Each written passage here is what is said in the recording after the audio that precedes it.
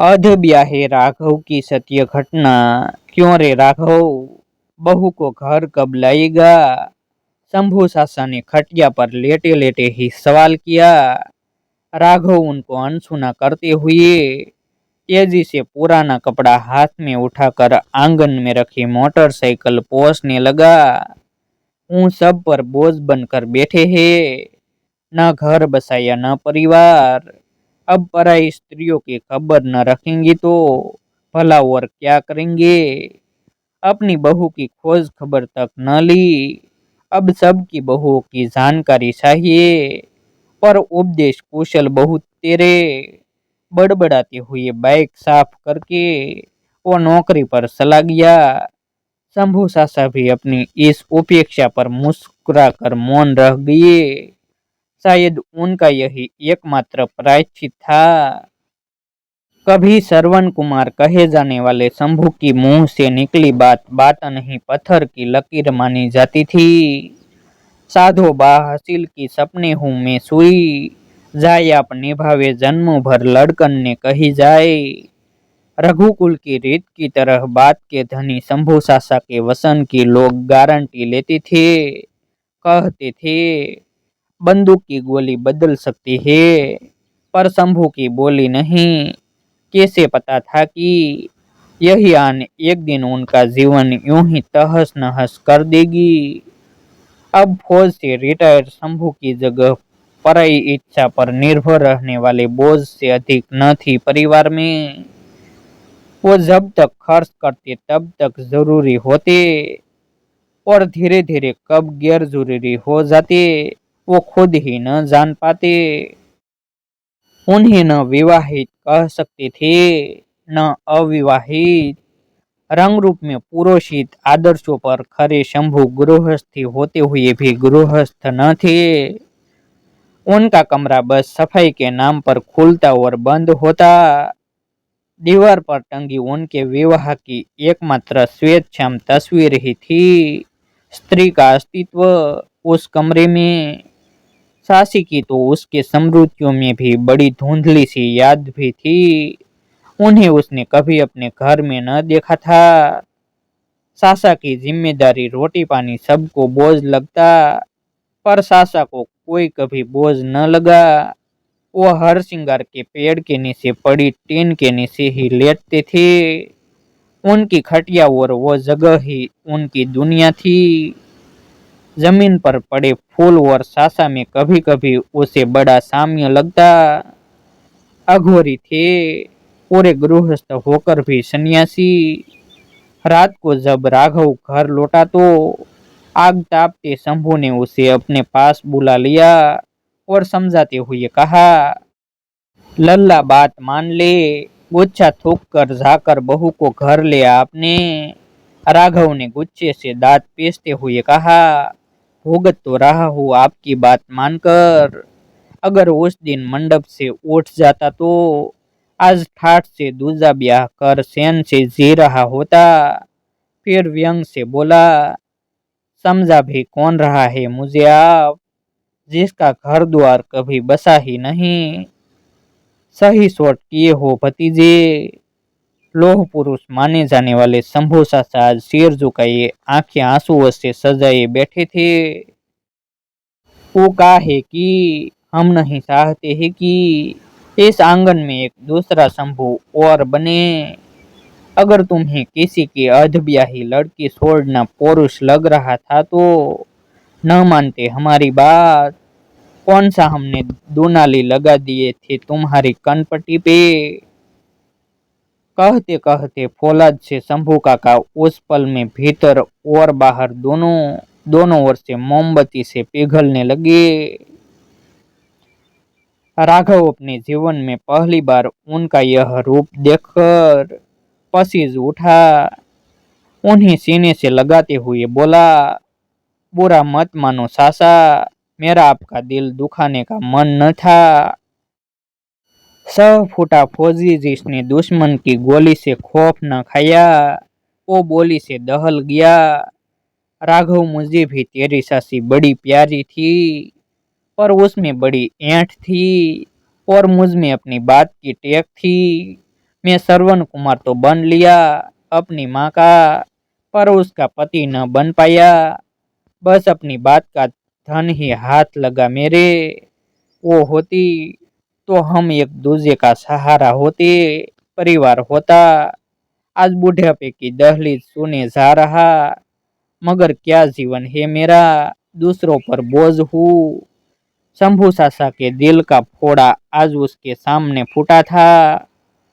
मवाद ज्वालामुखी के लावे सा बह रहा था। राघव ने सपने में न सोचा था कि हसमुख चंचल नदी से बहने वाले शंभू सासा के मन की तलहटी में इतनी दुख की गाज जमा होगी। उसने उन्हें जी भर कर रो लेने दिया। सासा के मन का ज्वार अब मंद पड़ चुका था। वो खुद को संयत करके बोले, रघुआ, जो गलती मैंने की उसे तू मत दोहराना बेटा। गलती कैसी गलती सासा, उसने हैरानी से कहा। शंभू सासा उस पल में न जाने कितने बरसों पीछे लौट गए। शून्य में देखते हुए बोले, मैं अपने विवाहित जीवन की रती रती बात अपनी माँ को बताया करता था। आज्ञाकारिता के बेताल ने कभी भी मेरी पीठ से उतरना मंजूर न किया। मेरी माँ ने मुझे इतना प्यार दिया, मुझ पर इतना ज्यादा अधिकार किया कि मुझे अपनी साया के बाहर निकलने ही न दिया। माँ की जिद में उसे देश निकाला दे दिया। अगर समझाया होता तो आज अमरबेल सा दूसरों की गृहस्थी पर न पल रहा होता। वो घर होती तो आज तेरे भाई बहन तेरे जितने होते। जीवन साथी की जरूरत इस उम्र में सबसे ज्यादा होती है। समय रहते आंखें खोल ले। उसने जो चाहा सो किया, जो दिखाया सो देखा। यह भाप ही नहीं पाया कि उसके लिए भी मेरे कुछ कर्तव्य है, जिसे आग पानी की कस्में खाकर अपने साथ लेकर आया हूँ। तू खुद ही देख ले, अब कौन मेरा है और मैं किसका हूँ। राघव ने उन्हें कसकर अपनी बाहों में भींच लिया और उन्हीं की चारपाई पर लेट गया। गृहस्थी का मर्म सासा के चेहरे की लकीरों में किसी नदी के भंवर सा घूम रहा था। वो धीरे से बोला, सासा हूँ। उन्होंने उत्तर दिया, दादी बाबा तो कब के गुजर गए। ये सासी को न लाने की भीष्म प्रतिज्ञा कब तक निभाओगी, ले क्यों नहीं आते। वो भी तो निभा रही है रघुआ, जाने जिंदा है भी कि नहीं है। सासा आसमान की ओर ताकते बोले। अगली सुबह सासा देर तक सोए। आंगन में चहल पहल कम थी। राघव की मोटरसाइकिल भी जगह पर थी। वो नित्य नियम को मंदिर चले गए। 3 दिन हुए राघव की शक्ल न देखी थी। भाभिया यूं भी नाराज रहती, सबको उनके खाली कमरे की जरूरत थी। पर उन्होंने उसे पूजा के फूल की तरह किसी को न सौंपा। खाना की थाली देने आए बच्चों से महीने का खर्च भिजवा देते भीतर। राघव को गए आज 5 दिन हो गए थे। मंदिर में सासा ने आज दिया जलाया, उसकी घर गृह की कुशलता का। गोधूली के बाद घर पहुंची तो पाया उनकी खटिया आज हर श्रृंगार के नीचे न थी। आंगन में अजीब सी रौनक थी। कोना में हंसी ठिठोली थी। आंगन के तार पर राघव के मैले कपड़े देखकर उन्हें भारी राहत मिली। अरे रघुआ, बहू ले आया क्या, उन्होंने ऊंचे स्वर में कहा। हाँ सासा, वो बाहर आते हुए बोला। उसके पीछे बहू भी चली आ रही थी। उसने धीरे से आंगन की बत्ती जला दी। शंभू को बरसों बाद भी कोने की भीड़ में वो चेहरा न जाने क्यों उन्हें दिखने लगा, थोड़ी चांदी के साथ। शायद बहू आने की खुशी में बोर आ गया हूँ। उन्होंने अपने सिर में खुद ही शपथ लगाते हुए कहा। सासा, अपने कमरे की चाबी दीजिए। राघव उनके शरण स्पर्श करते हुए साधिकार बोला। बहू को मुंह दिखाई चाहिए। हाँ हाँ, आज तूने मेरी बात मानकर मुझे बेमोल खरीद लिया। उन्होंने जनेऊ से निकाल उसे सहर्ष देते हुए कहा। मगर ये क्या, बहू तो उनके पैर छूकर सीधे रसोई घर में लौट गई। वो अपनी खटिया आराम करने के लिए खोजने लगे।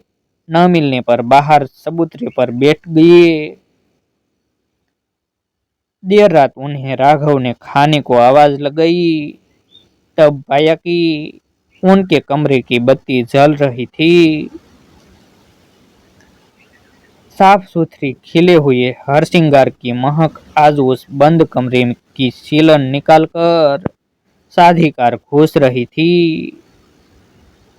चांद की शनती रोशनी में सोनरे की साड़ी पहने एक अजनबी आकृति थाली लिए उनकी ओर बढ़ी।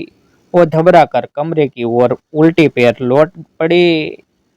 कमरे में बल्ब की रोशनी में पाया कि यह आकृति राघव की बहू की नहीं, उनकी सहधर्मिणी प्रदेश कुमारी की थी। बरसों बाद इस तरह सामना होने पर वो मौन रह गए। आंसू दोनों ओर थे। उम्र के निशानों पर विरह के प्रतीक स्पष्ट थे। आइए ने वो साधिकार आवाज सुनकर वर्तमान में लौटे। आंगन में हाथ धोते हुए उन्होंने जोर से आवाज लगाई। रघुआ, क्या है? यार सासा वो शर्ट पहनता हुआ आया। बहू नहीं लाया। लाया हूं न सासा, आपकी भी और अपनी दादी की भी।